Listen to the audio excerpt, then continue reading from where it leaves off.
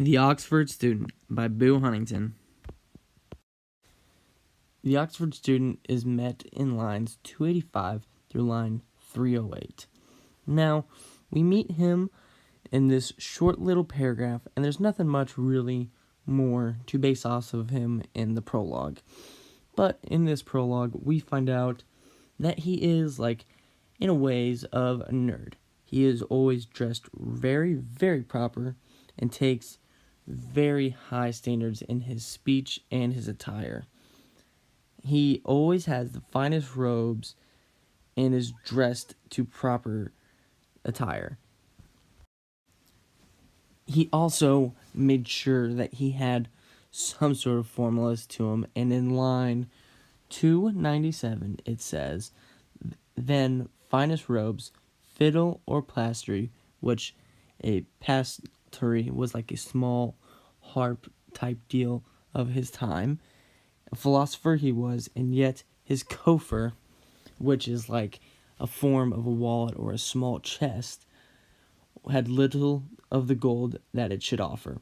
So this is also going back to the idea of how him being a student, he was very poor, very, very poor, and focused so much on his studies rather than actual money, and that he always had to be dressed properly as well.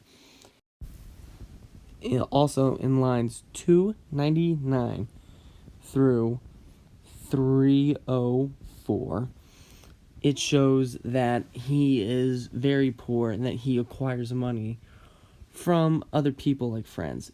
Here's the line that says, "But all that from his friends he could acquire, he spent on books and learning, didn't tire of praying for the souls of all those who would give to help him see his schooling through, for study was the foremost thing he needed."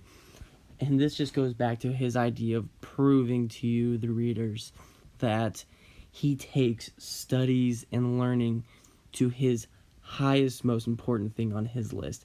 Not food, not money, not anything.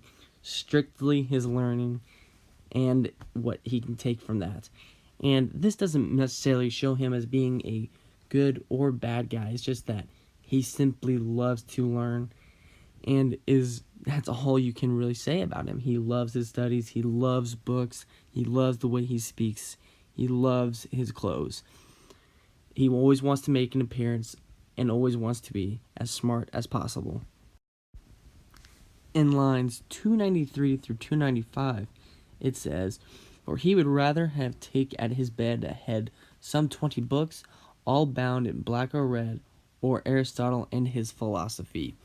This is just saying, once again, how I need to reiterate the point of how learning and books and studying is his most prized possession that he has.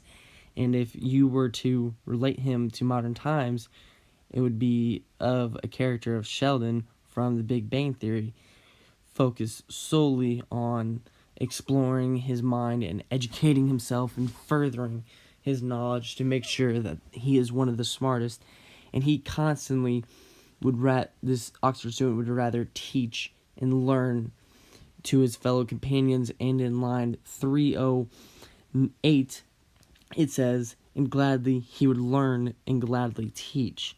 This is showing how he wants people to understand how smart he is and teach them as much as he can.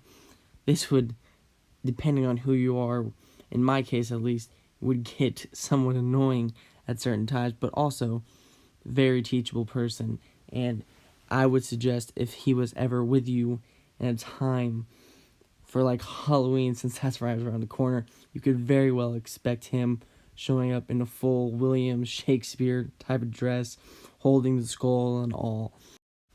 Besides this, not very much is to say about the Oxford student, and that is really all you can take away from this short little paragraph he has in this prologue.